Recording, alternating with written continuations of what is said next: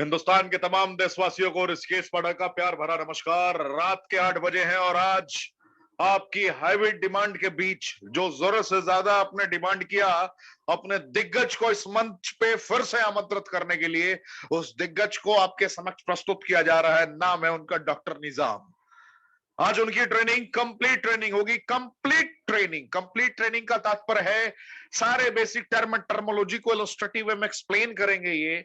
तो आप डायरी और पेन की व्यवस्था अपने पास रखें और जो हम लोगों ने परंपरा की शुरुआत की है, ईश्वर, अल्लाह, जीसस, वाहे गुरु, आप जिसे भी मानते हैं, उनके ध्यान करने का भी वक्त हो चला है। तो आप जहां भी हैं, जिन परिस्थितियों में हैं, आप अपनी आंखें बंद करें और जिसे भी आप मानते हैं आंखें बंद करके उनका मंत्रों से उच्चारण करें 20 से 40 सेकंड के लिए। मैं आपको फिर से दोबारा याद दिला दूंगा। आपका समय शुरू होता है अब।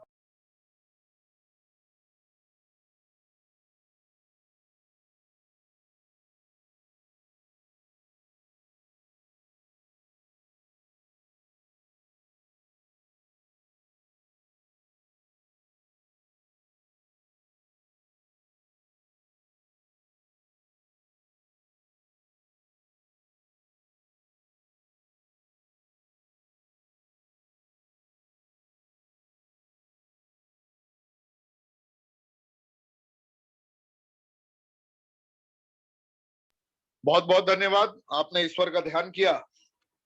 बड़ी मन को शांति मिलती है ये कर्म करने से। तो अब देर ना करते हुए मैं मंच पे आमंत्रित करने जा रहा हूं, क्योंकि आज मैं ये ट्रेनिंग नहीं लेने जा रहा, ना मैं कुछ ज्यादा सिखाने में आज वक्त बर्बाद करूंगा। आज कंप्लीट ट्रेनिंग समर्पित है डॉक्टर निजाम जी को, जो अपने अंदाज से आपको सिखाएंगे। श्रीलंका में भी इन्होंने काम किया, सीखा, इन्होंने एहसास किया, जिंदगी को बहुत बेहतर तरीके से इन्होंने कनेक्ट किया है। और आपके समक्ष अपनी जिंदगी के नॉलेज को जब ये शेयर करेंगे तो आपको भी गर्व की अनुभूति होगी। जिंदगी में आप एहसास कर पाएंगे किन प्रारूपों को मद्देनजर रखते हुए 3 जुलाई 2018 के बाद से रेनेटस वेलनेस ने कभी पीछे मुड़कर नहीं देखा, और किस प्रकार आज रेनेटस वेलनेस सारे रूल एंड रेगुलेशंस को मद्देनजर रखते हुए कार्य को अंजाम तक पहुंचा रहा है। किन परिस्थितियों को एहसास करते हुए रेनेटस ने सारे सिद्धांतों को एक डिफरेंट मोड में कनेक्ट कर दिया है। आपको सब कुछ एहसास करने का मौका मिलेगा, क्योंकि भारत में जब जब एथिक्स की बात आएगी तब तक आपको रेनेटस वेलनेस नंबर 1 पोजीशन पे दिखाई देगा इस साल के अंत तक। ये मैं आपको विश्वास के साथ कह सकता हूं। तो देर ना करते हुए मैं मंच पे आमंत्रित करता हूं डॉक्टर निजाम साहब। आप आए, पूरा भारतवर्ष आपको एहसास करने के लिए तैयार है, आपको सुनने के लिए तैयार है। सभी की कमेंट्स को आप महसूस कर सकते हैं। तो सर निजाम।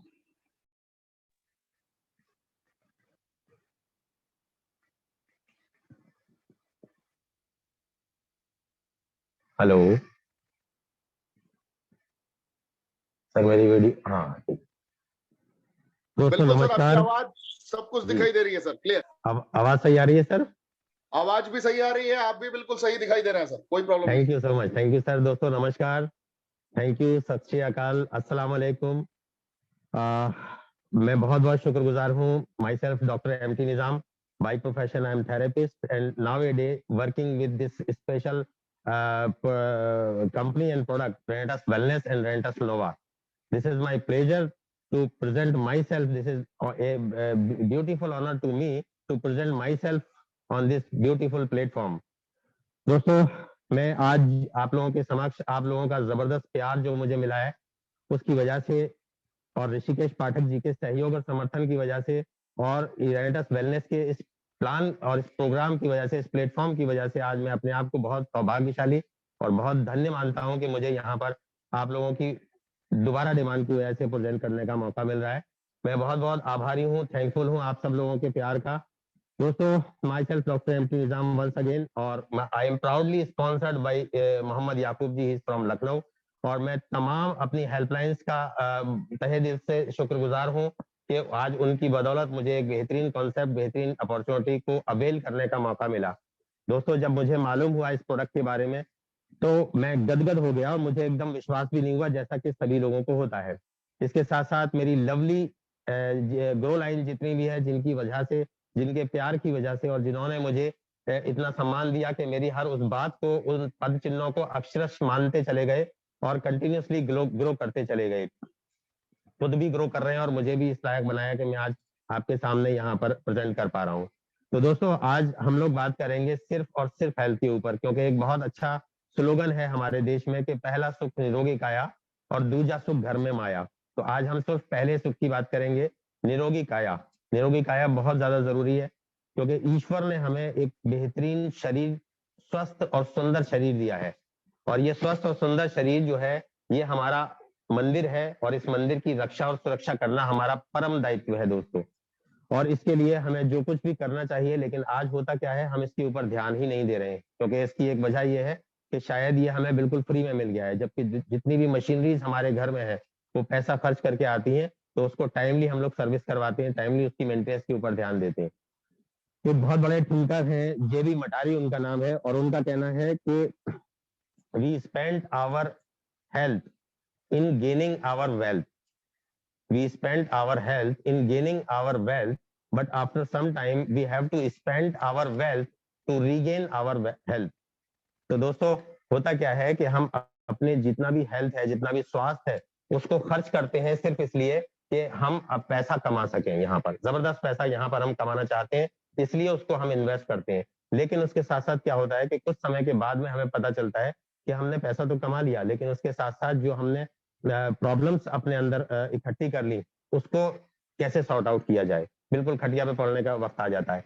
तो जब उसको हम सॉर्ट आउट करते हैं तो दोबारा हमें अपनी जो वेल्थ हमने यहाँ से अर्न की है उसको दोबारा हमें री इन्वेस्ट करना पड़ता है अपनी हेल्थ को रीगेन करने के लिए। लेकिन उस टाइम तक बहुत देर हो चुकी है, और अगर आप ऐसा करने में सफल भी होते हैं तो आप वापस उसी चौराहे पे आके खड़े हो जाते हैं जहां से आपने अपने जीवन की शुरुआत की थी। तो मैं यहाँ पर मिसाल देना चाहूंगा धीरू भाई अंबानी, जिनको आज सारा देश, सारी दुनिया बहुत अच्छे तरीके से जानती है। जिस टाइम वो हिंदुस्तान के सबसे अमीर आदमियों में से एक थे, उसी साल उनको पैरालिसिस का अटैक आया दोस्तों। उनकी सारी दौलत रखी की रखी रह गई, और कोई भी उनके काम नहीं आ पाई। तो ऐसा हमें किसी के हमारे साथ ना हो, ये हमारा परम उद्देश्य और परम धर्म होना चाहिए कि हम अपने स्वास्थ्य को भी बेहतर करें, और साथ ही अपने नियर एंड डियर्स के भी मदद कर पाए। अब बात आती है कि दोस्तों हेल्थ किसको कहते हैं। होता क्या है कि जब हम अपनी दुनिया की भागदौड़ में इन चीजों पे लगे रहते हैं ना, तो अपने ऊपर से ध्यान ही हट जाता है, बिल्कुल पूरी तरह से ध्यान हट जाता है, और हम सिर्फ मेटलिस्टिक वर्ल्ड की अर्निंग के ऊपर ध्यान देते हैं और उसी में लगे रहते हैं। किसी शायर ने कहा है, मेरी आदत है अक्सर के कुछ बोल देता हूँ, मुझे अच्छा लगता है, पसंद है चीजें, इसलिए हो सकता है आपको ना लगे तो मुझे माफ कीजिएगा, कि किसी शायर ने कहा है कि न खुशी बेच पाता हूँ, न खुशी खरीद पाता हूँ, न गम बेच पाता हूँ, न खुशी खरीद पाता हूँ, न गम बेच पाता हूँ, फिर भी न जाने क्यों रोज कमाने जाता हूँ। तो दोस्तों यही कुछ हालात हमारी जिंदगी के, हमारे अपने सभी लोगों के ऐसे हालात चल रहे हैं। अब जब हेल्थ की बात आ रही है तो यहाँ पर हमें ये देखना और जांचना परखना पड़ेगा कि हेल्थ पे अब तक जिन लोगों ने थोड़ा सा वर्कआउट किया है, जिन लोगों ने थोड़ी सी मेहनत की है, उन लोगों का क्या कहना और सुनना है। मैं क्या नाम लेना चाहूंगा, उनका नाम है, एक बहुत बड़े रिनाउंड साइंटिस्ट हैं, और वो साइंटिस्ट हैं जिनको अपने जीवन में 2 बार नोबेल प्राइज मिला है। उनका नाम है डॉक्टर लाइनस पॉलिन, और उन्होंने अपनी जिंदगी में 2 बार नोबेल प्राइज लिया। पहली बार उनको विटामिन सी की इन्वेंशन के ऊपर मिला, दूसरी बार उनको एक थीसिस के ऊपर मिला जिसमें उन्होंने बीमारियों के कारणों को डिस्क्राइब किया है और उसका सॉल्यूशन भी दिया है। तो दोस्तों उनका कहना है कि टुडेज 98%, आज हम लोग थोड़ा सा डिटेल में जाएंगे। कल का जो सेशन था वो बिल्कुल एक आउटलाइन में आपको पेश करने की कोशिश की थी, लेकिन थोड़ा सा डिटेल में जाएंगे, और मुझे उम्मीद है कि आप सब लोग इसको राइट डाउन करेंगे तो 100% आपके जो है बिजनेस में भी काम आएगा, आपकी जिंदगी में भी काम आएगा, आपके समाज में भी ये सब चीजें काम आएंगी, क्योंकि हम लोग बिल्कुल रूट के ऊपर बात कर रहे हैं। आज हम लोग ऐसे साइंस के ऊपर बात कर रहे हैं जो शायद हम लोगों की हर एक की जिंदगी की जरूरत है, मतलब उसके लिए काम की है ये नहीं है, उसकी जरूरत है, बिना उसके शायद हम अपने एक बेहतर स्वास्थ्य की कल्पना भी नहीं कर सकते। तो डॉक्टर लाइनस पॉलिन का कहना है कि today's 98% deaths are due to disease, और 90% disease are caused by toxins accumulation in our body. He further says that you can trace every sickness, every disease, every ailment in toxins accumulation in your body. Toxins accumulation ही हमारी बीमारियों का root cause है। मैं बात कहूंगा आज से 50 साल पहले जब हम लोग किसी के मरने की खबर सुनते थे तो पूछते थे अच्छा उनकी डेथ हो गई, उनकी एज क्या थी। आज हम किसी ऐसी खबर को सुनते हैं तो हम पूछते हैं अच्छा उनकी डेथ हो गई, क्या प्रॉब्लम थी। मतलब परसेप्शन चेंज हो चुका है, हमारा माइंड बिल्कुल ये मान चुका है, तस्लीम कर चुका है कि आज का आदमी अपनी नेचुरल डेथ हो ही नहीं रही है, मर ही नहीं रहा है, वो कहीं ना कहीं बीमारियों का शिकार होकर मर रहा है। तो इस चीज से बचने के लिए बहुत ज्यादा जरूरी है कि हमें इसकी बेसिक नॉलेज हो, क्योंकि ये बेसिक नॉलेज ही हमें उन चीजों से बचा पाएगी। आज हम लोग डीप में जाएंगे, उसी के लिए हम आगे थोड़ा सा आगे चलते हैं कि अगर हम ये देखें कि आज लाइफ स्पैन हमारा क्या है, जो भगवान ने हमें लाइफ दी थी वो हमारी क्या थी, और दुनिया के तमाम प्राणियों को जो लाइफ दी गई है वो लाइफ क्या है, उसको थोड़ा सा अगर आप कंपेयर करेंगे, जितने भी प्राणी हैं, जैसे बिल्ली है, तो बिल्ली जो है वो करीब 3 से 4 साल, 4 से 5 साल ऐसे जीती है। कुत्ता है 12 से 14 साल जीता है। छोटी बर्ड्स है वो 1 से 2 साल 3 साल तक जीती हैं। एलिफेंट बड़ा जानवर है 40 से 50 साल जीता है। स्मॉल फिशेज हैं जो 2 से 4 साल जीती हैं। इसकी है वो 40 से 50 साल जीती है। लाइक वाइज इंसान को भी भगवान ने एक लाइफ स्पैन दिया है, और वो लाइफ स्पैन है 100 से 120 साल का। ये सारे प्राणी अपनी जिंदगी को, अपने समय को बिल्कुल उसी तरह से जी रहे हैं, उतने ही समय तक जी रहे हैं जितना भगवान ने उनको दिया है। लेकिन ये जो प्राणी है इंसान, ये अपने लाइफ स्पैन को उतना नहीं जी पा रहा है। रीजन क्या है? आज अगर आपकी और हमारी लाइफ के बारे में पूछा जाए कि कितनी जिंदगी हम जी पाएंगे, तो एकदम आदमी कहता है कि जी 60-70 साल की हमारी लाइफ है। आप इंश्योरेंस कराने जाएंगे, 60 साल से ऊपर पे आपका इंश्योरेंस नहीं होता, मुश्किल से होगा तो 4-5 साल का कर दिया जाता है। गवर्नमेंट भी ये मान चुकी है कि आपकी एक्सपायरी डेट ये है, इसके बाद अगर आप चल रहे हैं तो आप बोनस में चल रहे हैं। तो ये एक बहुत बेसिक चीज है, इसको हमें समझना पड़ेगा कि हमारी लाइफ स्पैन क्यों कम हो रहा है, बिल्कुल आधे के ऊपर ही आ गया है, क्यों आ पाया है आधे पे। ये चीज को अगर हमने समझ लिया, इसको रिकॉग्नाइज कर लिया, तो आगे से हम अपने बचाव में उन तमाम चीजों को का ध्यान रख पाएंगे जो हमारी बेहतर सेहत के लिए, बेहतर स्वास्थ्य के लिए जरूरी है। सबसे पहले हमें ये जानना पड़ेगा कि हेल्थ कहते किसको है, हेल्थ किसको कहा जाता है, व्हाट इज हेल्थ। तो हेल्थ के लिए जब हम एक आम आदमी से पूछते हैं कि भाई स्वास्थ्य किसको कहा जाता है, तो आम आदमी का कहना होता है कि जी मैं अगर बीमार नहीं हूं तो मैं हेल्दी हूँ। ऐसे ही ज्यादातर लोगों के जवाब होते हैं कि अगर बीमारी नहीं है तो हम हेल्दी हैं, ये माना जाता है समाज में। जबकि इंटरनली हमारा दिमाग इस बात को मानता है कि हेल्दी ना होना, बीमारी का ना होना हेल्दी होने की गारंटी या निशानी नहीं है। इसके लिए एक बहुत बेहतरीन डेफिनेशन WHO ने, वर्ल्ड हेल्थ ऑर्गेनाइजेशन ने इसकी एक बेहतरीन डेफिनेशन दी है, और उसका कहना है कि healthiness is a state of complete physical, mental, social and economical wellbeing that is not merely the absence of disease. यानी केवल बीमारी का न होना ही स्वास्थ्य नहीं है, आपको शारीरिक, मानसिक, आर्थिक और सामाजिक रूप से भी मजबूत और स्वस्थ होना चाहिए, तभी आप कंप्लीटली हेल्दी कहलाएंगे। तो ऐसा है, अगर समाज में तिरस्कार मिल रहा है तो भी आपको टेंशन होगी, आपका हेल्थ डिस्टर्ब होगा। अगर आर्थिक स्थिति डावाडोल है तो भी आपकी हेल्थ टेंशन होगी, आपको आपकी हेल्थ डिस्टर्ब होगी। इसी तरह से मानसिक होना भी बहुत ज्यादा जरूरी है। अगर मानसिक नहीं है तो फिर हो सकता है आपको आगरा या बरेली भेज दिया जाए, तो वो भी चीज जरूरी है कि आपका मानसिक स्वास्थ्य भी होना बहुत ज्यादा जरूरी है। और शारीरिक तो हम मानते ही हैं सब लोग, है ना। लेकिन अब बात अगर आगे बढ़ती है तो बीमारियां अगर ये पता चल जाए, देखिए किसी भी समस्या का अगर हमें कारण पता चल जाए ना, तो उसका समाधान निकालना आसान हो जाता है। बीमारी का कारण खोजना, जानना, समझना बहुत ज्यादा जरूरी है, और इसीलिए डॉक्टर्स किसी भी बीमारी से पहले उसको प्रॉपर वे में डायग्नोस कराते हैं। एक पूरा प्रोसेस चलता है डायग्नोस का। सबसे पहले एग्जामिन होता है, उसके बाद डायग्नोस होता है, उसके बाद प्रेस्क्राइब किया जाता है, तब आपको सजेशन दिए जाते हैं। तो ये पूरा प्रोसेस है। यहाँ पर अगर हम अपने स्वास्थ्य के बारे में इस प्रोसेस के ऊपर थोड़ी सी निगाह डालेंगे कि बीमारियां क्यों होती हैं, अगर इस चीज के ऊपर हम ध्यान देंगे तो आपको पता चलेगा कि बीमारी जो मेडिकल साइंस जो कहती है कि बीमारियां क्यों होती हैं, उसके बेसिक 4 रीजन मेडिकल साइंस ने दिए हैं। सबसे पहला रीजन है जो डेफिशिएंसी डिजीज जो होती है, मतलब बीमारियों जो डेफिशिएंसी, किसी भी तरह की जो कमी होती है, यानी हमारे शरीर के अंदर न्यूट्रिशन, विटामिन, मिनरल्स की कमी से जो रोग उत्पन्न हो जाते हैं, उसको डेफिशिएंसी डिजीज कहा जाता है। तो पहला कारण है डेफिशिएंसी डिजीज। दूसरा कारण है हेरिडिटी। हेरिडिटी का मतलब है वंशानुगत कोई चीज चली आ रही है। मेरे ग्रैंडफादर को डायबिटीज थी, मेरे फादर को भी डायबिटीज हुई, मुझे भी हो गई और मेरे बेटे को भी हो गई। तो ये वंश में, जीन्स में होते हुए ट्रांसफर हो रही है, दैट वी कॉल हेरिडिटी। और हेरिडिटी 3 से 4% है, इसलिए ये काउंटेबल नहीं है, उधर निगाह भी नहीं जाती है, क्योंकि ये एक्सीड भी नहीं हो रही है ना। तो इसलिए वो काउंटेबल नहीं है, बट ये एक कॉज है। This is one of the causes among them. तो उसके बाद तीसरा एक कॉज है इन्फेक्शियस डिजीज।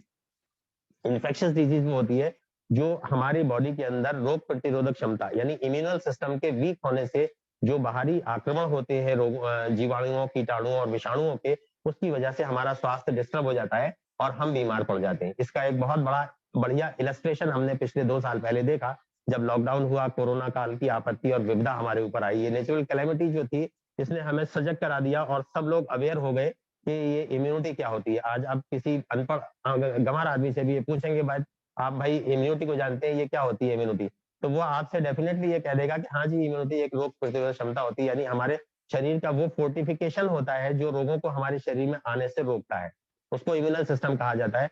अगर वो मजबूत नहीं है तो बाहर से बहुत सारी बीमारियां आपके अंदर एंटर हो जाएंगी। तो वो भी एक बीमारी का बहुत बड़ा कारण है कि हमारा इम्यूनिटी बहुत ज्यादा स्ट्रांग होना चाहिए। इस पे भी हम लोग आज चर्चा करेंगे डिटेल में। उसके बाद चौथा और लास्ट कारण जो है वो है हम लाइफ स्टाइल डिजीज। ये चौथी फोर्थ टाइप ऑफ डिजीज है, आप कह सकते हैं life style disease. Life style जो है वो हमारा पूरी तरह से काफी हद तक चेंज हो चुका है। मतलब मैं कहूँ कि 90% 80% चेंज हो चुका है, इसमें तो कोई दो राय नहीं होगा कि आज 90% हमारा लाइफ स्टाइल पूरी तरह से बिल्कुल कन्वर्ट हो गया है। अब हमें उसे दोबारा से रिगेन करना है। ये जो ट्रांसफॉर्मेशन हुआ है ये नेगेटिव ट्रांसफॉर्मेशन हुआ है, जिसको हम प्रगति मान रहे हैं। एक बात का और ध्यान रखना है कि जैसे जैसे दुनिया प्रगति कर रही है ना, वैसे वैसे अपने पतन की तरफ भी जा रही है। पतन हमें दिखाई नहीं दे रहा, प्रगति दिखाई दे रही है दोस्तों।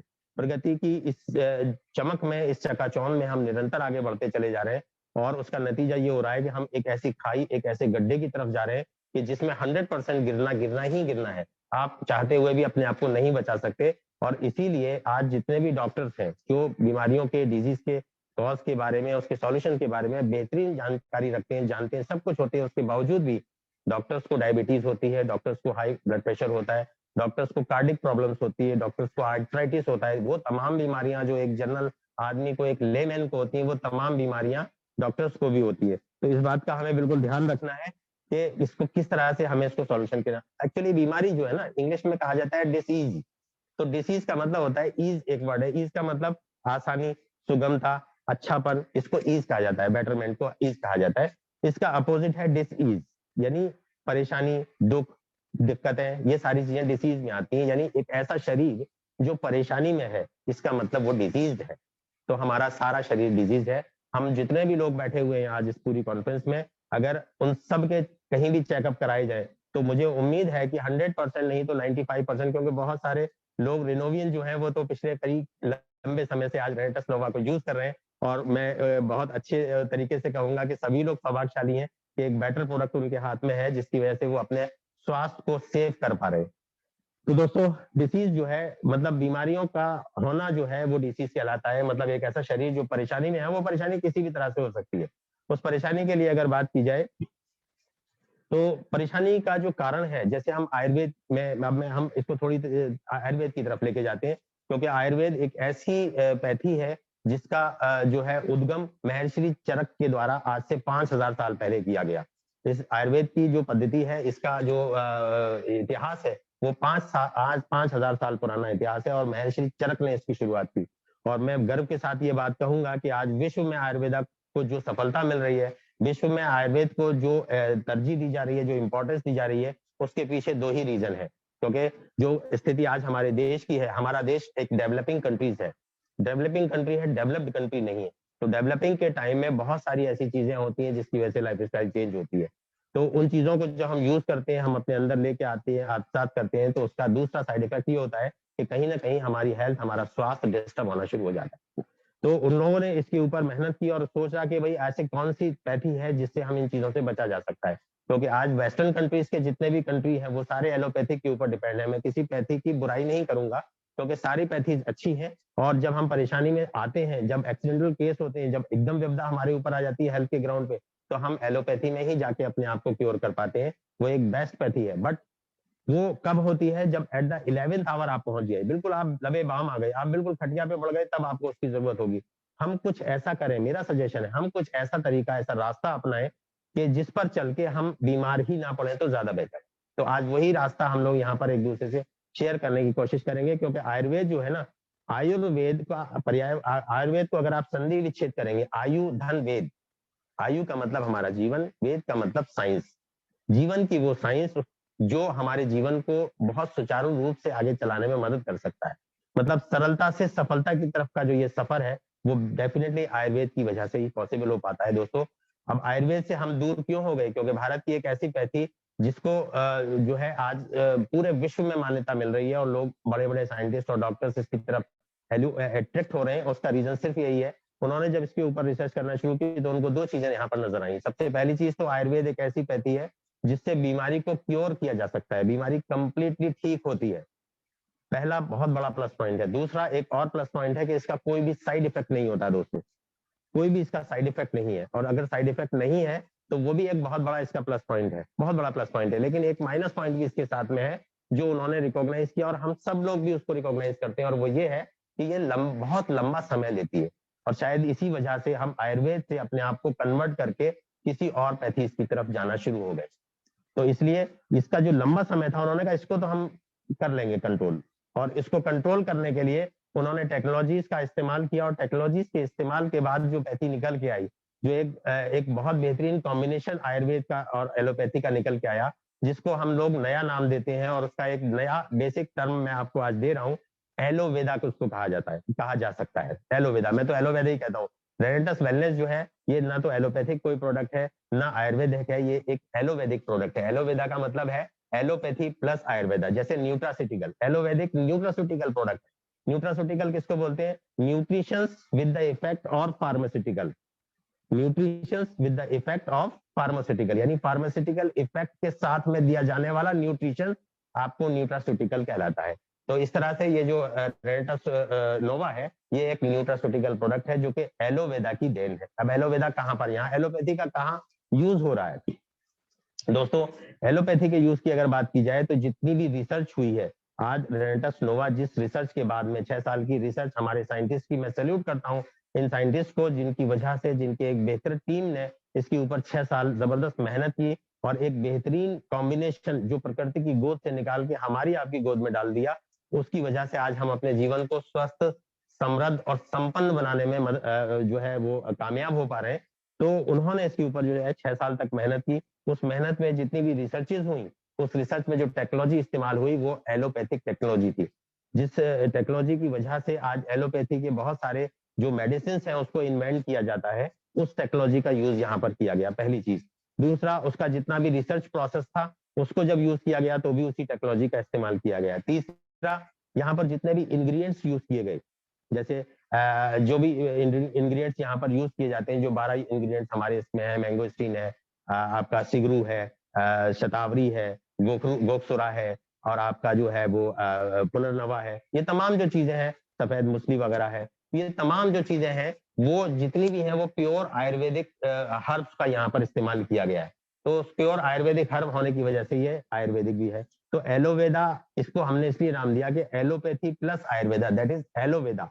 तो एलोवैदिक न्यूट्रास्यूटिकल प्रोडक्ट है हमारा रेनेटस नोवा। आप लोग अपनी जगह पर बैठ के इसके लिए एक बेहतरीन ताली बजा सकते हैं, और ये हम सब लोगों का सौभाग्य है कि हम एक बेहतरीन प्रोडक्ट के साथ काम कर रहे हैं। मुझे इस चीज का एहसास तब हुआ जब मैंने इसके ऊपर 1 महीने अपना टाइम लगा के और ये जानने की कोशिश की कि आखिर ऐसा कौन सा आविष्कार दुनिया में आ गया जो सिंगल प्रोडक्ट हमारी तमाम शारीरिक स्वास्थ्य की समस्याओं को जो है निदान करने में सक्षम अपने आप को कराए। दोस्तों, सबसे पहली चीज का ध्यान रखिएगा कि रेनेटस नोवा ना तो कोई दवाई है, ना मेडिसिन है, और ना इसको प्रमोट करने वाले लोग डॉक्टर्स हैं।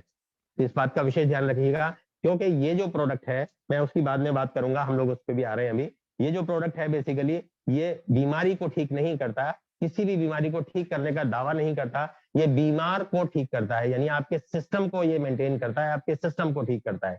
और सिस्टम जब आपका ठीक हो जाएगा तो फिर धीरे धीरे आपकी जिंदगी, आप आने वाला जो समय है वो पूरी तरह से स्वस्थ ही कहलाएगा। तो हम लोग बात कर रहे थे कि डिसीज, अब ये डिसीज का जो कॉज था वो साइंटिस्ट जो है उन्होंने बताया टॉक्सिन्स का एक्यूमुलेशन हमारी बॉडी में है। अब टॉक्सिन्स का एक्यूमुलेशन कहाँ से हो रहा है, कैसे हो रहा है? टॉक्सिन्स कहते हैं उस जहर को जो चाहते और ना चाहते हुए हमारे बॉडी के अंदर एंटर हो रहा है। आयुर्वेद का भी यही फॉर्मूला है। आयुर्वेद कहता है आहार, विहार और विचार, ये 3 चीजें हैं। आयुर्वेद बेस्ड है 3 चीजों के ऊपर, 5 चीजों के ऊपर, 3 चीजों के ऊपर। ये क्या क्या है मैं आपको बता दूं, आहार, विहार, विचार, इस पे भी हम लोग चर्चा करेंगे। दूसरा, आयुर्वेद के 3 स्तंभ माने जाते हैं, और वो 3 स्तंभ है आपका वात, पित्त और कफ। वात का मतलब गैस, पित्त का मतलब हीट का एक्सेस होना, पित्त का मतलब कोल्डनेस का एक्सेस होना। तो वात, पित्त और कफ, और बेसिकली पंच तत्व से हमारा तमाम शरीर बना है, पंच तत्व से ही तमाम पूरी सृष्टि बनी है, और वही 5 तत्व हमारे शरीर के अंदर भी ऊपर वाले ने और प्रकृति ने डाले हैं।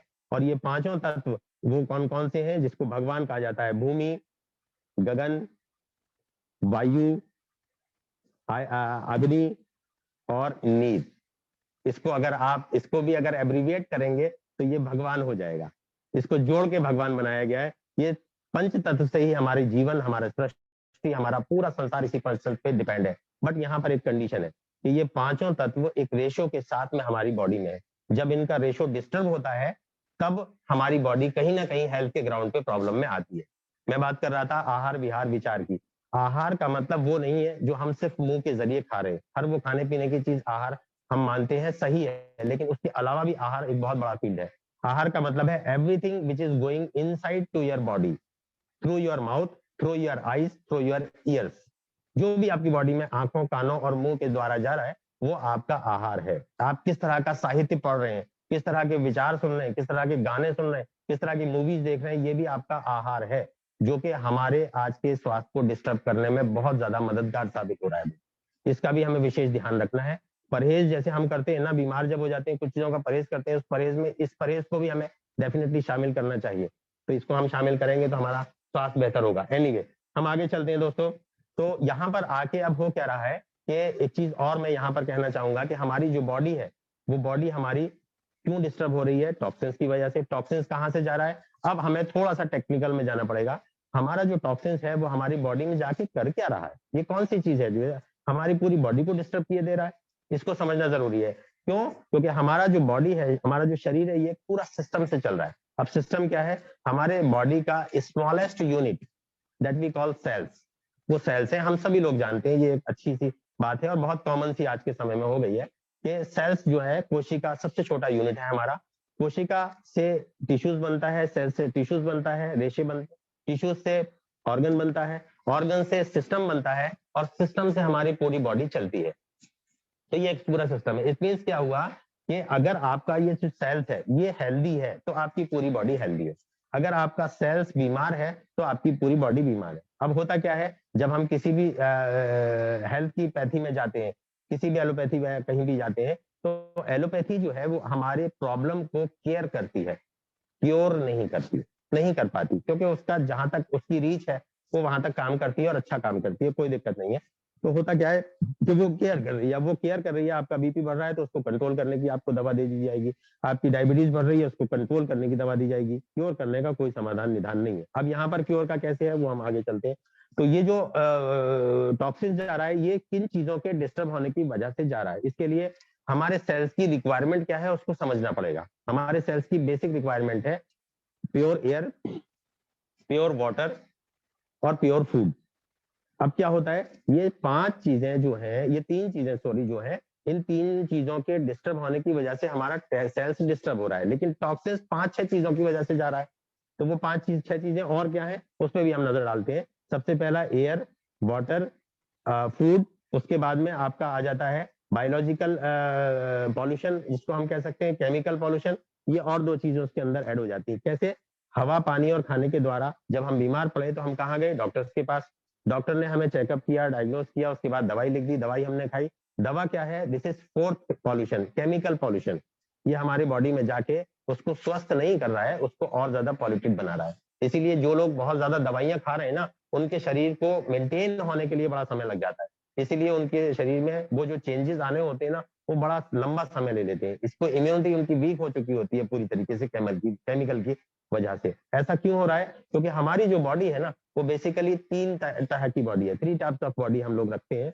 और हम बॉडी मानते किसको है? जो फिजिकल बॉडी हमें दिखाई दे रही है। तो ये हमारी सिर्फ फिजिकल बॉडी है। मैं इसकी मिसाल दूंगा आपके व्हीकल से, आपके वाहन से, आपकी बाइक से, या आप इसको जो है फोर व्हीलर अगर आप मेंटेन करते हैं, तो जो आपकी एक्सटर्नल दिखाई देने वाली चीज है वो आपकी फिजिकल बॉडी है। इसको आप मैकेनिकल बॉडी कह सकते हैं। ये जो मैकेनिकल बॉडी है, इसको, ये जो है तीन तरह की जो बॉडी बता रहा हूँ, पहली बॉडी है मैकेनिकल बॉडी, जो दिखाई दे रही है ये सारी मैकेनिकल बॉडी है। उसके बाद दूसरा आता है केमिकल बॉडी। केमिकल बॉडी क्या है? जो भी कुछ आपकी बॉडी के अंदर जा रहा है वो ग्लूकोज में कन्वर्ट हो रहा है, यानी केमिकल में कन्वर्ट हो रहा है, और वो केमिकल हमारे ब्लड में मिल रहा है, और ब्लड जाके हर ऑर्गन में उसकी सप्लाई दे रहा है, जहां से वो अपने साथ में nutrition, vitamin, minerals, oxygen, water सब लेके जा रहा है और उस सेल्स को प्रोवाइड करा रहा है। और वहां से जब वो बैक होता है तो वहां से लौटते में उस सेल्स की तमाम गंदगी और कचरे को अपने साथ में लेके आता है, यानी टॉक्सिन्स को अपने साथ में वापस लेके आता है। ब्लड का बहुत बड़ा काम है, और अगर हमने ब्लड को ही सही कर लिया तो हम बहुत बेहतरीन हेल्थ के हकदार हो सकते हैं, हेल्थ के मालिक हो सकते हैं। दोस्तों, जितनी भी मेडिसिन, जितनी भी सप्लीमेंट्स, जितनी भी चीजें हम ले रहे हैं अपने स्वास्थ्य को ठीक करने के लिए, वो बेसिकली जाके ब्लड के ऊपर ही काम करते हैं। इसीलिए जब आप बीमार पड़ते हैं, डॉक्टर टेस्ट लेते हैं, तो टेस्ट होता है ब्लड का। ब्लड से ही सारी आपकी बॉडी की जो सिचुएशन है वो पता चल जाती है, जो कंडीशन आपकी बॉडी में है वो पता चल जाती है ब्लड की वजह से। तो ब्लड अपने आप में एक बेहतरीन मेडिसिन है, बशर्ते वो हेल्दी हो। आज का हमारा ब्लड हेल्दी नहीं है, उसके अंदर कंटेमिनेशन है। कंटेमिनेशन का रीजन ये मैंने सारे आपको बताए। उसी तरह से हम बायोलॉजिकल पॉल्यूशन हमारे शरीर में जा रहा है। बायोलॉजिकल पॉल्यूशन कैसे? जब हमें पता चला कि खाना भी आजकल खराब है, हवा भी खराब है, पानी भी खराब है, तो आखिर हम बच्चों को क्या दें? ये एक बहुत बड़ा टेंशन हम लोगों के, जितने भी माँ बाप हैं 40-50 साल की एज के, वो अपने बच्चों को बेटर खान पान देना चाहते हैं। हम सब लोग चाहते हैं, तो आखिर क्या दिया जाए? तो क्या देती हैं? तो फिर दिमाग में एक बात आती है कि बच्चों को दूध पिलाया जाए। सुबह दूध वाला आता है, दूध वाले से हम बोलते हैं भैया क्या भाव दे रहे हो? उसने कहा जी 60 रुपए दे रहा हूँ या 70 रुपए दे रहा हूँ। तो ठीक है जी, मुझे आपके आगे का प्योर दूध चाहिए। ठीक है बाबूजी, आपको आना पड़ेगा मेरे यहाँ पर। वो आपको सुबह बुला देगा और बताएगा कि मैं आपसे 80 रुपए या 90 रुपए किलो लूंगा। आपने कहा जी कोई बात नहीं है, एक प्योर चीज तो मिल रही है। पता चला आप सुबह ही उसके पास 7 बजे या 6 बजे जब उसने बुलाया, आप घर पे पहुंच गए उसके, और उसने दूध आपके साथ में निकाल के दिया। लेकिन आपके आने से पहले वो गाय के अंदर इतना बड़ा एक 6 इंची का इंजेक्शन लगा के, भैंस के अंदर एक ऑक्सीटोसिन का इंजेक्शन लगा के बैठा हुआ। ये ऑक्सीटोसिन इतनी जबरदस्त, इतना खतरनाक, इतना खराब केमिकल है। वो इसलिए लगाते हैं ताकि उस भैंस के अंदर से पूरा दूध रिलीज हो जाए, उसके अंदर बचा ना रहे। क्योंकि आज की सोच जो है ना, वो कमर्शियल सोच हो चुकी है दोस्तों सभी लोगों की। तो कमर्शलाइज वेज में अगर वो सोचते हैं ना, तभी उनको ये करने पे मजबूर होना पड़ता है कि भाई इसके अंदर इसकी प्रोडक्टिविटी को बढ़ाया जाए। इसीलिए किसान भी अपने खेतों में मैक्सिमम केमिकल का यूज कर रहे हैं, उसका रीजन भी यही है।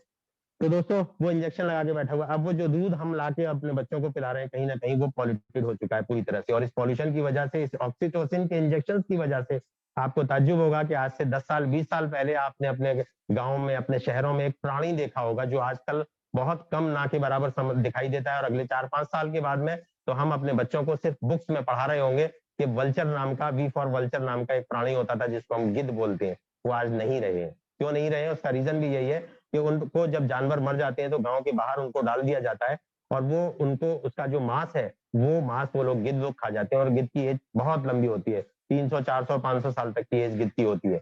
तो वो गिद्ध जो है, अंग्रेजों से पहले का समय देखे हुए ऐसे गिद्ध यहाँ पर मौजूद थे। लेकिन जब वो उस मांस को खाते हैं ना, उस मांस के अंदर उस ऑक्सीटोसिन के इंजेक्शन का जो असर है, जिसकी वजह से वो गिद्ध भी खत्म होना शुरू हो गए। अब आज जाके देखिए गाँव में, गांव के बाहर आपको कहीं कोई गिद्ध नजर नहीं आएगा। रीजन बिहाइंड दैट इज कि वो ऑक्सीटोसिन के मांस का जो उसके अंदर यूज हुआ है उसको खा रहे हैं, जिसकी वजह से उनकी पॉपुलेशन भी धीरे धीरे कम हो गई है और खत्म होती जा रही है। तो दोस्तों, इस बात का, अब वो जो दूध हम पी रहे हैं, कहीं ना कहीं उसका कुछ असर हमारे दूध में भी जा रहा है। मैं एक आपको बहुत रियल फैक्ट बताने जा रहा हूँ कि भारत में दूध की जो रिक्वायरमेंट है पर डे की, वो है 65,000 crore litre per day. 65,000 crore litre per day की दूध की डिमांड है भारत की। और आपको ताज्जुब होगा दोस्तों कि जो प्रोडक्शन हो रहा है, जो कैटल से, जो जानवरों से निकल के दूध आ रहा है, वो मात्र 14,500 करोड़ लीटर निकल के आ रहा है। अब आप अंदाजा लगा सकते हैं कि अगर देखा जाए, इसको आप डिवाइड करेंगे तो ओनली 25% नियर अबाउट प्रोडक्शन हो रहा है और 100% सप्लाई हो रही है। यानी 75% क्या है? ये 75% वही केमिकलाइज मिल्क है जो हमको सप्लाई किया जा रहा है, दिया जा रहा है। इसको पीने के बाद में आपका और हमारा क्या हाल हो सकता है? मैं तो अक्सर लोगों से मना करता हूं कि अगर आप रेनेटस नोवा को यूज कर रहे हैं तो आप दूध को छोड़ दीजिए, दूध का परहेज कीजिए, मिल्क प्रोडक्ट से आप बचिए, डेयरी प्रोडक्ट से बचिए, कन्फेक्शनरी के प्रोडक्ट से आप बचिए, डेयरी बेकरी प्रोडक्ट से आप बचिए। ये जितने भी हैं इसके अंदर बहुत ज्यादा केमिकल का यूज होता है, तो उनसे अगर आप बचेंगे तो आप एक बेहतर स्वास्थ्य के मालिक हो सकते हैं। तो दोस्तों, ये दूसरी तरह की बॉडी थी जो केमिकल बॉडी, जिसकी वजह से ये सारी मशीन चल रही है।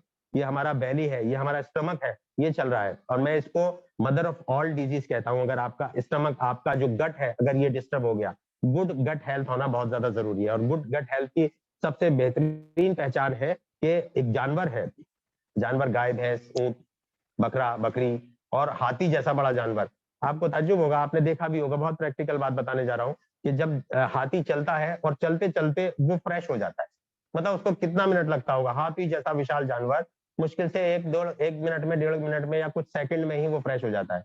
और बाकी दूसरे जानवर तो इससे भी कम समय लेते हैं।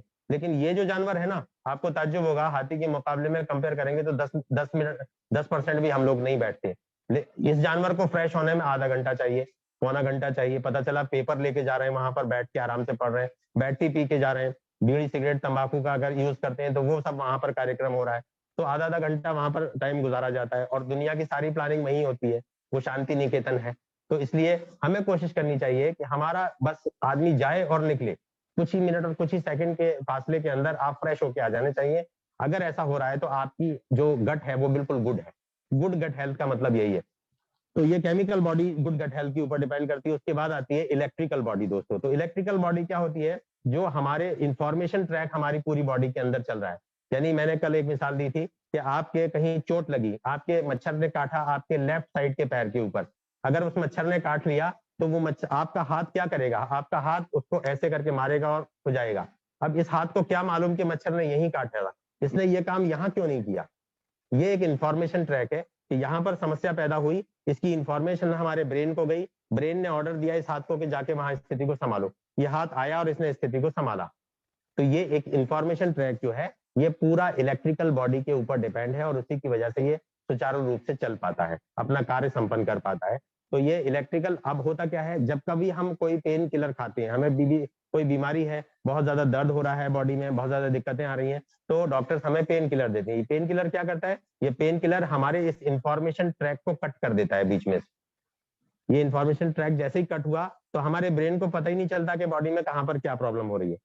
ठीक इस तरह से जैसे अभी दिल्ली में जो है राइट्स हुए, कोई दिक्कत हुई, प्रॉब्लम हुई, तो वहां पर प्रॉब्लम क्रिएट हुई। अब दिल्ली के जो डीआईजी थे, दिल्ली के जो आईजी थे, उन्होंने इन्फॉर्म किया अपने लोकल एसएसपी को कि भाई वहां जाके स्थिति को संभालो, और वो वहां गए, उन्होंने स्थिति को संभाला। लेकिन अगर यही काम उनको पता ही ना चलता, उनका जो मोबाइल से संपर्क था या उनका जो टेलीफोन से संपर्क था, टेलीफोन का तार काट दिया जाता, उनको पता ही नहीं चलता, तो आईजी साहब सोचते हैं कि मेरी स्टेट में सब सुख शांति है, कोई दिक्कत नहीं है।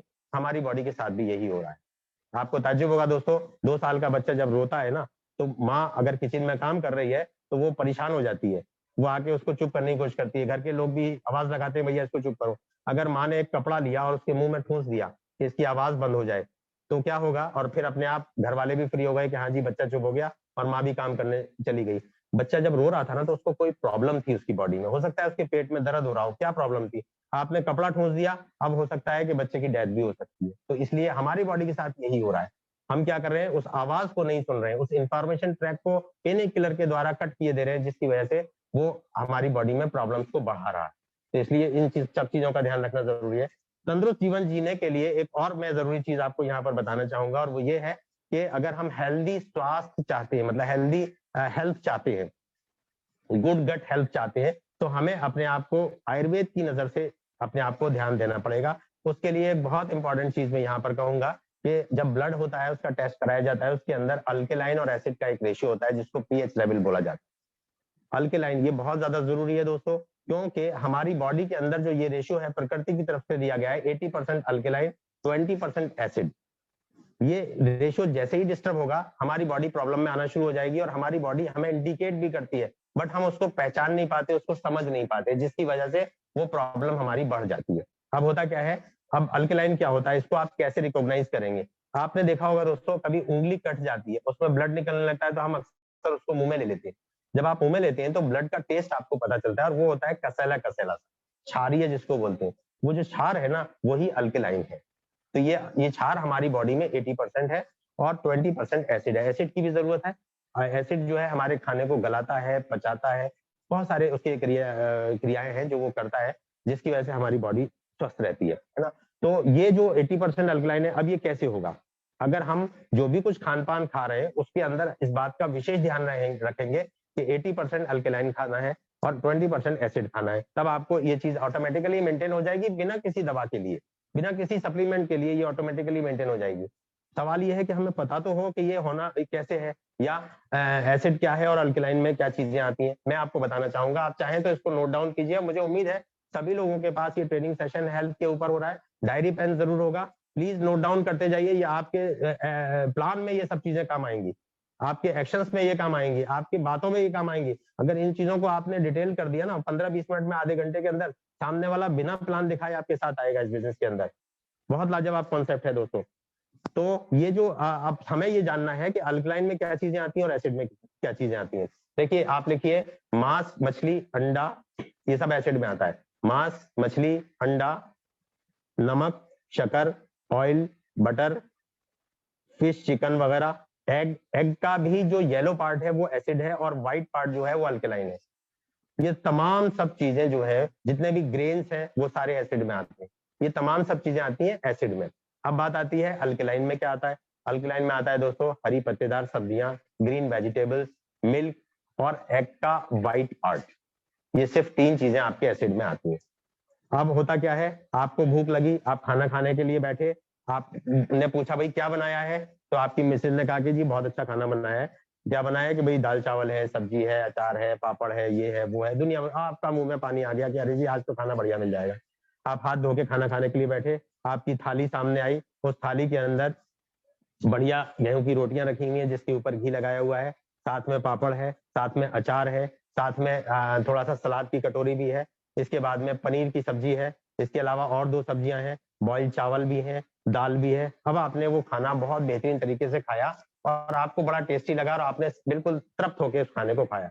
और खाना खाने के बाद आप हाथ पाथ धोए, उसके बाद आपने रेस्ट किया, 1 घंटा 1.5 घंटा आप सो गए। सोने के बाद जब आप उठते हैं 2 घंटे के बाद में, तो आपको लगता है यार थोड़ी सी यहाँ जलन सी हो रही है, ये एसिड सी बन रहा है यार, मैंने तो खाना घर का खाया है, कोई बाहर की चीज नहीं खाई, ये एसिड क्यों बन रहा है यहाँ पर, मुझे बड़े जलन सी हो रही है, क्यों हो रही है। अब आप अपनी थाली पे दोबारा निगाह डालिए कि आपने जो खाया गेहूं की रोटी, ग्रेन, एसिड, पापड़ जो खाया आपने वो क्या था, एसिड, क्योंकि वो भी ग्रेन था, दाल का पापड़ है या बेसन का पापड़ है, किसी का भी है। रोटी के ऊपर घी जो बटर लगाया हुआ था वो भी एसिड, अचार में जितने मसाले थे सारे एसिड, अचार में तेल था वो भी एसिड, इसके अलावा पनीर की सब्जी एसिड। ये तमाम सब चीजें जो आपने खाई वो 100% एसिड खाया, सिर्फ 5% आपकी जो सलाद की कटोरी थी वो आपका अल्कलाइन था। तो दोस्तों आपने जब अपनी थाली को देखा तो उसमें आपने 95% एसिड खाया और 5% आपने अल्कलाइन खाया। अब एसिड की नेचर क्या होती है, हाथ पे आप एसिड डालेंगे तो क्या करेगा, जला देगा। तो वो अंदर जा रहा है तो क्या कर रहा है, जला रहा है। तो हमें अपने खान पान पे भी विशेष ध्यान देना होगा ताकि हमें अपने स्वास्थ्य को बेहतर करने में मदद मिले। हमें कोशिश करनी चाहिए कि मैक्सिमम 80% अल्कलाइन का खाना खाएं और एसिड जो है वो कम से कम खाना की कोशिश करें ताकि आपका पीएच लेवल बढ़ सके। पोटेंशियल ऑफ हाइड्रोजन जिसको बोलते हैं पीएच जो है वो आपका 7-8 जो पीएच है वो बेटर पीएच कहलाता है, जिसमें आपकी अल्कलाइन जो है वो ज्यादा होता है। तो इस चीज का हमें विशेष ध्यान रखना है। तो दोस्तों ये तो वो हेल्थ की समस्याएं रही जिसकी वजह से हम बीमार पड़ते हैं। अब सवाल ये पैदा होता है इसका समाधान और निदान डॉक्टर्स ने या साइंटिस्ट ने क्या बताया। डॉक्टर्स नहीं बताते, डॉक्टर्स तो उस चीज को अप्लाई करवाते हैं, रिसर्च करते हैं साइंटिस्ट, और साइंटिस्ट हमें ये बताते हैं कि हमें क्या लेना है क्या नहीं लेना। बेटर हेल्थ के लिए हमें किस चीज के ऊपर ज्यादा फोकस करना है, एम्फेसाइज करना है, ताकि हमारे जो स्वास्थ्य है वो बेटर तरीके से उसको मेंटेन किया जा सके। साइंटिस्ट ने बताया, अगेन हम जाते हैं डॉक्टर लाइनेस पॉलिन के और उनकी थीसिस के ऊपर। तो डॉक्टर लाइनेस पॉलिन जो है वो हमें बताते हैं कि हमें खाना क्या चाहिए। उन्होंने एक थेरेपी दी जिसको एमआरटी कहा जाता है, मॉलिक्यूलर रिफॉर्म थेरेपी, एमआरटी। ये एक बहुत बेहतरीन और बहुत यूनिक थेरेपी है और मुझे गर्व होता है ये कहते हुए कि हमारा जो प्रोडक्ट है रेनेटस नोवा वो 100% उस पैथी के ऊपर डिपेंडेंट प्रोडक्ट है, इसीलिए इसके मार्वलस रिजल्ट है। मतलब इस चीज को आप यहाँ पर पूरी तरह से देख पाते हैं, उसकी छवि को जो उन्होंने कहा था वो आपको रेनेटस नोवा के अंदर 100% यहाँ पर आपको दिखाई देती है। वरना इसके अलावा कोई भी ऐसा प्रोडक्ट मार्केट के अंदर नहीं है जो इन चीजों के, इन पैरामीटर्स के ऊपर 100% पूरा उतरता हो। डॉक्टर लाइनेस पॉलिन ने ये कहा है कि अगर आप बेहतरीन हेल्थ चाहते हैं तो आपको ये 4 स्तंभ जो है एमआरटी के, मॉलिक्यूलर रिफॉर्म थेरेपी के, इसको आपको ध्यान में रखना पड़ेगा। सबसे पहला स्तंभ है डिटॉक्सिफिकेशन। आपका बॉडी को डिटॉक्सिफाई करना जरूरी है, उसको डिटॉक्सिफिकेशन करना जरूरी है। दूसरा आपको ये करना है कि बैलेंसिंग ऑफ न्यूट्रिशन आपको करनी है, यानी जो भी न्यूट्रिशन की रिक्वायरमेंट पर डे हमारी बॉडी को पड़ती है वो बैलेंस्ड न्यूट्रिशन आपको होना चाहिए। इसीलिए डॉक्टर्स भी कहते हैं कि आपको डाइट खानी चाहिए, लेकिन क्या हम बैलेंस डाइट खा रहे हैं, नहीं खा रहे। हमारा तो थाली बिल्कुल डिस्टर्ब है, इसलिए हमारी हेल्थ भी डिस्टर्ब है। तीसरी चीज उन्होंने एक और बताई और ये बताया कि increase of oxygen intake in your body. तो दोस्तों हमारा जो रेनेटस नोवा है ये ऑक्सीजन इनटेक को इंक्रीज करता है। ये बात 100% प्रूवन है कि आपका मूड स्विंग अगर हो रहा है ना तो इसका मतलब ऑक्सीजन की जो संख्या है, ऑक्सीजन की जो क्वांटिटी है वो बढ़ रही है आपकी बॉडी के अंदर, इसलिए वही मूड आपका स्विंग हो रहा है। इसके बाद चौथा और लास्ट है और वो है एक्टिवेशन ऑफ सेल्स, यानी हेल्थ को रेगुलेट करने के लिए हेल्थ रेगुलेशन उन्होंने यहाँ पर कहा है। तो एक्टिवेशन ऑफ सेल्स जो होता है वो उससे रेगुलेट होता है पूरी तरह से। अब दोस्तों उसके बाद में अल्केलाइन और एसिड को मेंटेन करने के लिए भी उन्होंने एक फॉर्मूला दिया, और वो फॉर्मूला है LWPW। आप इसको LWPW से समझ सकते हैं। LW का मतलब होलसम, LWPW मतलब लिविंग फूड, L का मतलब लिविंग फूड, और दूसरा होलसम मतलब नेचुरल तरीके से, तो जिंदा फूड हमें खाना है, हरी पत्तेदार सब्जियां जिंदा फूड कह रहा है। आज ही लेके आएंगे जिंदा फूड, जितना भी नॉन वेज है उसको फ्रिज में आप डाल दो, मरा हुआ फूड है, वो डेड फूड है। सब्जी को भी लाके अगर आपने 8 दिन के लिए फ्रिज में रख दिया, वो डेड फूड हो गया। आपको जिंदा या ताजा फूड चाहिए। तो लिविंग फूड खाना है और होलसम खाना है, ज्यादा संख्या में, ज्यादा क्वांटिटी में खाना है। उसके बाद LW और PW का मतलब है प्लांट बेस्ड होना चाहिए, आपका प्लांट बेस्ड होना चाहिए तो ज्यादा बेहतरीन है। और दूसरा तीसरा W का मतलब है वाटर रिच होना चाहिए। आपको वाटर इनटेक इसलिए यहाँ पर बताया जाता है कि मिनिमम आपको 4 लीटर वाटर पूरे दिन में इनटेक करना है, और पानी इसके साथ दवाई की तरह से काम करता है। अभी मैं रिलेट आपको बीच बीच में करता चल रहा हूँ, क्योंकि मैं आपको ये बताने की कोशिश कर रहा हूँ कि ना तो हमारा प्रोडक्ट दवाई है, और ना ही हम सब यहाँ पर जो इसको रिकमेंड कर रहे हैं वो डॉक्टर है। इस बात का विशेष ध्यान है। ये सिर्फ हमारे इम्यूनल सिस्टम को स्ट्रॉन्ग करता है। ये हमारी उस सिस्टम को, जो हमारी, देखिए होता क्या है, हमारी बॉडी में प्रकृति की तरफ से ऑटोमेटिकली एक सिस्टम दिया हुआ है जो हमारी बॉडी की तमाम बीमारियों को क्योर करने की क्षमता रखता है। लेकिन बाहरी जो अटैक्स होते हैं उसके ऊपर, उसकी वजह से वो डिस्टर्ब हो जाता है और वो अपना काम सुचारू रूप से नहीं कर पाता। जितनी भी मेडिसिन हम खाते हैं, जितने भी सप्लीमेंट्स हम खाते हैं, वो उस पाथ को, उस वे को सुचारू करने के लिए ही होता है सिर्फ। ये जितने भी दवाइयां हैं, जितने भी सप्लीमेंट्स हैं, वो कभी भी हमारे बीमारी को ठीक करने के लिए नहीं लिए जाते, वो सिस्टम को सुचारू रूप से चलाने के लिए लिए जाते हैं। जैसे पिछले दिनों में आपने कोरोना काल में देखा कि हमारा इम्यूनिटी वीक हो गया था, इसलिए वो उस चीज ने अटैक किया। तो जब आप रेंटस नोवा जैसा कोई और प्रोडक्ट या रेंटस नोवा लेते हैं, तो आपका इम्यूनल सिस्टम इतना ज्यादा स्ट्रांग हो जाता है, इतना ज्यादा बूस्टअप हो जाता है, वो फोर्टिफिकेशन, वो किलेबंदी जो आपके शरीर में बाहरी रोगाणु से घुसने को अंदर से रोकती है, वो इतना मजबूत हो जाता है कि आप बीमारियों से ऑटोमेटिकली बच जाते हैं, और जो अंदर है उनको भी निकाल के बाहर फेंक देती है। तो फिर हमें लेना चाहिए कि नहीं लेना चाहिए? तो ये हमें इस चीज का ध्यान रखना है। LWPW ये एक सिस्टम है, अगर हम इस पे पूरी तरह से चलेंगे तो 100% हम आप जो है बेहतरीन स्वास्थ्य के मालिक हो सकते हैं। अब एक और इम्पॉर्टेंट बात कहना चाहूंगा, हालांकि समय काफी हो रहा है, मुझे इस बात का थोड़ा सा ख्याल है, लेकिन विद इन 10 मिनट्स में अपने बात को यहाँ खत्म करना चाहूंगा। तो दोस्तों एक चीज और मैं यहाँ पर कहना चाहूंगा कि हम लोग अपने शरीर को, अपनी जिंदगी को, अपनी दुनिया को खींचते हुए बहुत दूर तक चले आए हैं। आज आप देखिए पिछले 100 साल के किसी आदमी को, या 200 साल पुराने किसी आदमी को, या 500 साल पुराने किसी आदमी को अगर आप लेके आते हैं और उनको आज की दुनिया दिखाते हैं, तो वो भाग जाएंगे छोड़ के। वो कहेंगे अरे ये क्या हो रहा है, मतलब एरोप्लेन उड़ता हुआ 200 साल पहले उन्होंने नहीं देखा था, 300 साल पहले एरोप्लेन, जो हवाई जहाज, मतलब ये कौन सी मशीन है लोहे की, है ना? और ये आदमी खड़ा खड़ा बातें कर रहा है, मतलब कमाल की बात है, ये किससे बातें कर रहा है, कहीं पागल तो नहीं है? दोस्तों मेरे साथ ये वाकया हुआ है। मेरी एक मौसी थी जो एजेड थी, काफी बहुत बड़ी एज में थी, और उनको ज्यादा इस चीज की जानकारी नहीं थी। और एजेड लोग तो आज भी मोबाइल आप दे दें तो वो भी मोबाइल पूरी तरह से चलाना नहीं जानते, सिर्फ ऑन ऑफ जरूर करना सिखा देते हैं बच्चे उनके। तो एक बहुत अच्छे साइंटिस्ट थे मेरे जो कजिन है, मेरे जो ब्रदर इन लॉ है, वो एक E क्लास साइंटिस्ट है, पूना में NCL में उनका काम है। तो वो उनके पास गई, अपने मतलब बेटे के पास मदर गई, और आपको ताज्जुब होगा वहाँ NCL कॉलोनी में तमाम बड़े बड़े C class, E class, D class scientist वहां पर मौजूद थे। एक साइंटिस्ट जो थे वो बहुत लर्नेड थे, और वो हाथ में छोटा सा मोबाइल लेके ऐसे कान पे उन्होंने लगा रखा था जो दिख नहीं रहा था, और वो बातें करते हुए आगे चलते चले जा रहे थे। वो उनके पास से जब गुजरी तो उन्होंने कहा यार ये आदमी ये अकेला बातें करता हुआ जा रहा है, कहीं पागल तो नहीं?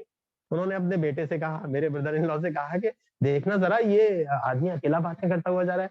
साइंटिस्ट लोग बहुत ज्यादा दिमाग यूज करते हैं ना, थोड़ा सा दिमाग से ऐसे हो जाते हैं। उनकी बात सुन के वो बहुत ज्यादा हंसे। तो ये स्थिति मैं आज की बता रहा हूँ, अगर आज 200 साल पुराने आदमी को लेके आएंगे वो भाग जाएगा, जंगल में जाके खड़ा हो जाएगा। तो स्थिति क्या है, चीजें बहुत ज्यादा परिवर्तित हो चुकी है, हम बहुत ज्यादा दूर आ चुके हैं, हमारी दुनिया बहुत ज्यादा प्रगति कर रही है, हमारा समाज प्रगति कर रहा है, हमारा सिस्टम प्रगति कर रहा है, इनोवेशन का जमाना है, लेकिन उस प्रगति के साथ साथ पतन भी साथ चल रहा है, जिसको हम लोग देख नहीं पा रहे हैं। इसलिए जरूरी है कि अब हमें बैक होना पड़ेगा, हमें वापस आना पड़ेगा। हम ABCD करते हुए आगे गए। बहुत बेहतरीन टर्मिनोलॉजी आपको और दूंगा, मजा आएगा, आपको बात करने में मजा आएगा, और सामने वाला कहेगा कि बहुत बेहतरीन चीज आपने बताई और समझाई है। ABCD करते हुए हम लोग आगे बढ़े हैं, और Z तक अभी नहीं पहुंच पाए, अभी और समय लगेगा Z तक पहुंचने में।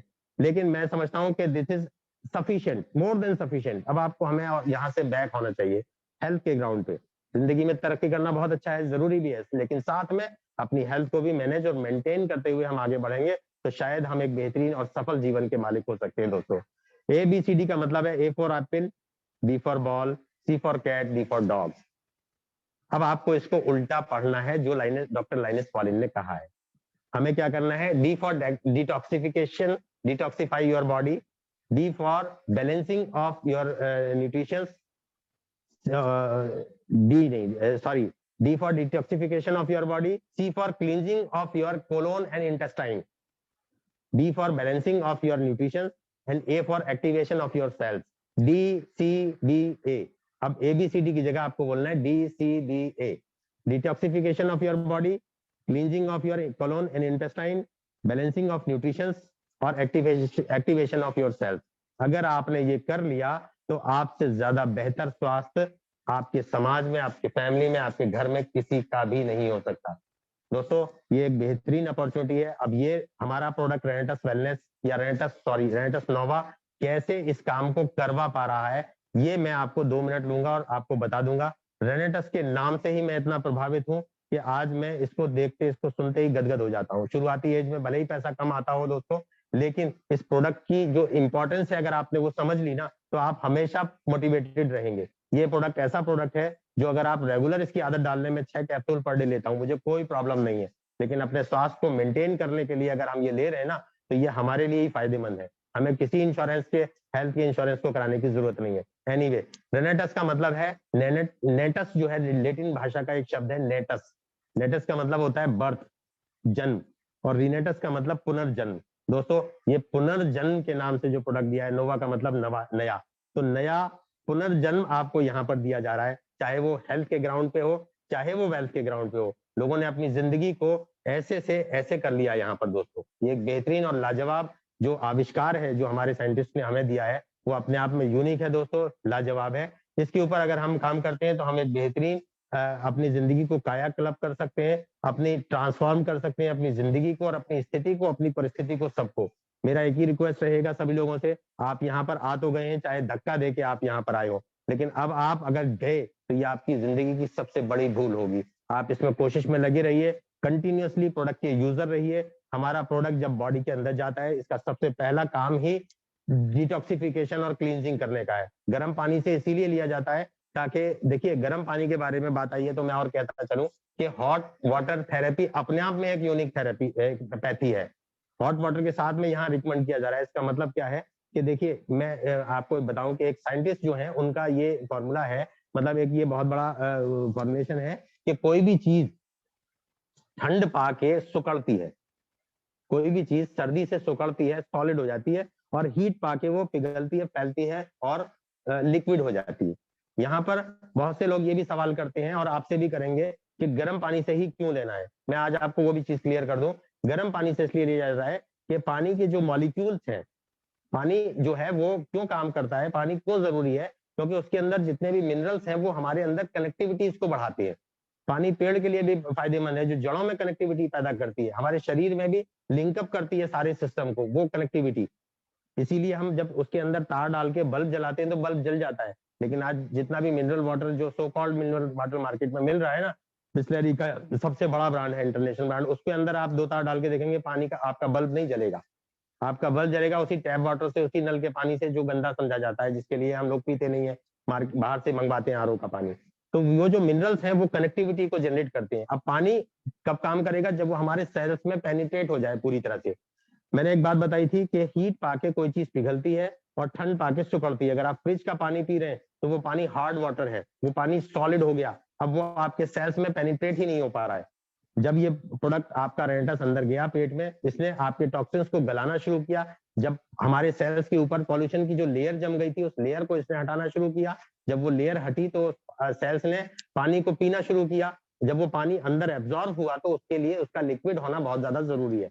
अगर वो लिक्विड नहीं है, वो सॉलिड है, तो वो अपना काम ही नहीं कर पाएगा पूरी तरीके से। इसलिए हॉट वाटर रिकमेंड किया जाता है। पानी जब प्रॉपर वे में आपके सेल्स को मिल गया तो सेल्स ने आंखें खोल दी, उसको ताजगी आई। ये ठीक इस तरह से है जैसे आपके मुंह पे एक टेप लगा दिया जाए, हाथ पीछे बांध के कमरे में डाल दिया जाए, प्यास लगेगी आप चिल्लाएंगे, कोई नहीं सुनेगा, भूख लगेगी आप बोलेंगे, कोई नहीं सुनेगा। अगर यही स्थिति पूरे दिन रहती है तो आप मूर्छित हो जाएंगे। अगर यही स्थिति 4 से 5 दिन रहती है तो आपकी डेथ भी हो सकती है। दोस्तों, हमारे सेल्स के साथ में यही हो रहा है। हमारे सेल्स के ऊपर पॉल्यूशन की एक लेयर जम जाती है।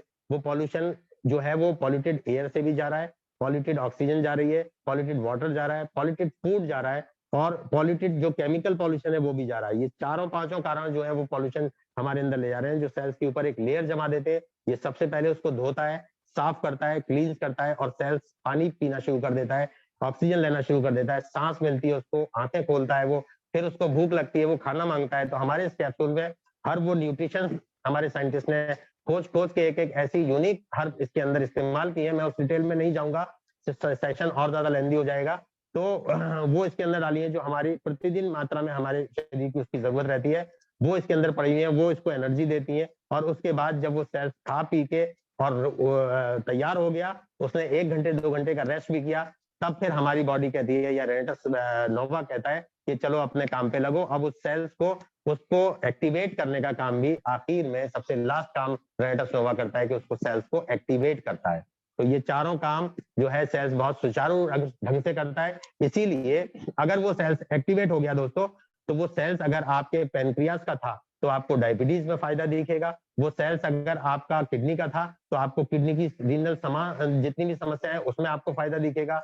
वो सेल्स अगर आपके घुटने के लिगामेंट का था तो उसमें आपको आर्थराइटिस में फायदा दिखेगा। वो सेल्स अगर आपका ब्रेन का था तो आपको ब्रेन की जितनी भी समस्याएं, अल्जाइमर डिजीज है, उसमें आपको फायदा दिखेगा, डिमेंशिया में फायदा दिखेगा। मेरे कई पेशेंट्स के ऊपर रिजल्ट आए हैं। अगर वो सेल्स आपका ब्लड का था तो आपको हाई ब्लड प्रेशर में और कार्डिक प्रॉब्लम्स में आपको फायदा दिखेगा।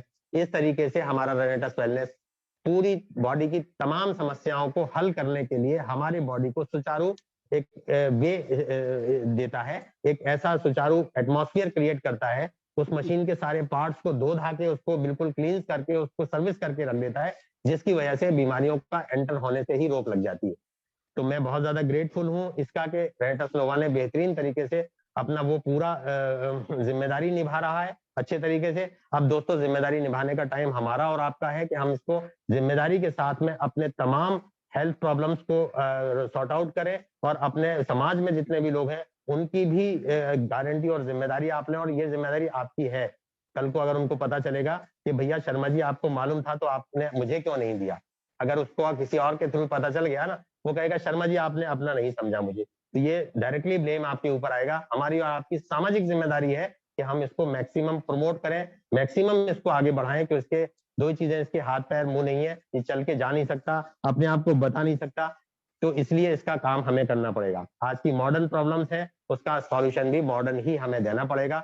ये मॉडर्न सॉल्यूशन है, सिंगल कैप्सूल इस सारी समस्याओं के समाधान में जो आपकी हेल्थ के जो भी आपके जो सिस्टम में गड़बड़ियां आई है उस सिस्टम को ठीक करता है। मैं अक्सर ये कहता हूं कि बीमारी को ठीक नहीं करता।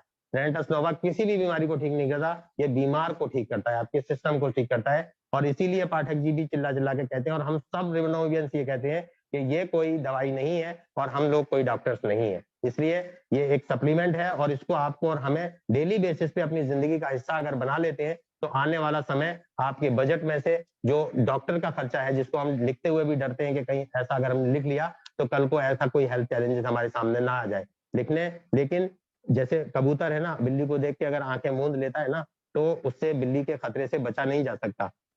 ठीक इसी तरह से अगर हम इस चीज से अपना मुंह मोड़ लेते हैं तो हम उस खतरे से, आने वाले खतरे से बच नहीं सकते, हमें उस पर काम करना पड़ेगा। तो इसलिए इसको अपनी जिंदगी का हिस्सा बनाइए, लोगों की जिंदगी का हिस्सा बनाइए, एक बेहतरीन स्वस्थ जीवन और सुंदर जीवन के आप मालिक बनिए। अगेन मैं वही कहूंगा कि ये शरीर एक ऐसा मंदिर है जो ऊपर वाले की तरफ से हमें दिया गया है, इसकी रक्षा और सुरक्षा करने की जिम्मेदारी हमें दी गई है। ये एक वाहन है, ये एक ऐसा वाहन है कि जिसमें शरीर एक ऐसा वाहन है जिसमें जिंदगी सफर करती है। दोस्तों, अपने वाहन को सेहतमंद ईंधन दीजिए ताकि आपकी जिंदगी खूबसूरत यात्राएं कर सके।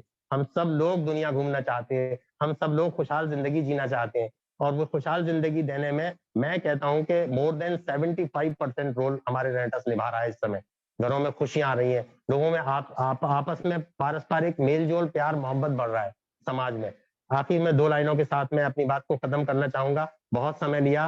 कि उनका जो काम वो अहले सियासत जाने, उनका जो काम वो अहले सियासत जाने, अपना तो काम है मोहब्बत, जहां तक पहुंचे। दोस्तों, मोहब्बत पहुंचाना, मोहब्बत भेजना, मोहब्बत बांटना हमारा काम है। सेवा भाव से इस काम को करते चलिए, सर्विंग नेचर से आप करते चलिए, डेफिनेटली सफलताएं आपके कदम चूमना शुरू कर देंगी दोस्तों। तो thank you so much, thank you Pathak ji, thank you मेरी तमाम हेल्पलाइन का, जिनकी बदौलत, जिनके अप्रिसिएशन से, की वजह से मैं यहाँ पर आप सब लोगों के सामने अपने आप को प्रेजेंट करने के लायक बन पाया। थैंक यू उन तमाम ग्रो लाइन्स का, जिनकी बदौलत, जिनके प्यार की बदौलत जितने भी रिनोवियंस आज यहाँ पर बैठे हुए हैं, आप सब लोगों का बहुत बहुत धन्यवाद। तहे दिल से मैं इस्तकबाल करता हूँ, स्वागत करता हूँ, शुक्रिया अदा करता हूँ कि आपने मुझे दोबारा से यहाँ पर बोलने के लिए ऑर्डर दिया और मैं यहाँ पर आ पाया। और उम्मीद मेरी ये है कि आने वाले समय में जब भी जरूरत पड़ेगी, जो कुछ मुझे यहाँ पर मिला हुआ है, अपने जिंदगी को गुजारा है, अपनी पैथीस से सीखा है, अपनी एजुकेशन से सीखा है, वो मैं आप तक सिखाने के लिए हमेशा अवेलेबल रहूंगा। Thank you so much, thank you, all the best, rocking renegades sir, rocking रेनेटस। Rock कर रहा है रेनेटस सर, बहुत ही बेहतर तरीके से आपने अपनी बातों को अभिव्यक्त किया और मुझे उम्मीद है कि एक लोगों ने सारे नोट्स बना लिए होंगे और उस नोट्स को बनाने के बाद बहुत बेहतर तरीके से इंप्लीमेंट करेंगे। आज के बाद और अभी के बाद जितने लोगों ने नोट्स बनाए हैं, जरा कमेंट का ऑप्शन में मुझे बताएं कितने लोगों ने नोट्स पूरे तरीके से बनाए हैं, कितने पेजेस के बनाए हैं और क्या क्या सीखा आपने, क्या क्या एहसास किया, क्या आपको इस तरीके की धमाकेदार ट्रेनिंग बैक टू बैक चाहिए, जरा ये सब भी कमेंट बताएं, उत्साह बढ़ाएं। और मैं आपको ये वचन देता हूं कि आने वाले वक्त में बहुत ही डिफरेंट टाइप ऑफ ट्रेनिंग्स आपको देखने को मिलेगी इसी मंच पे। तब तक के लिए बस इतना ही। जय हिंद, रॉकिंग रेनेडस।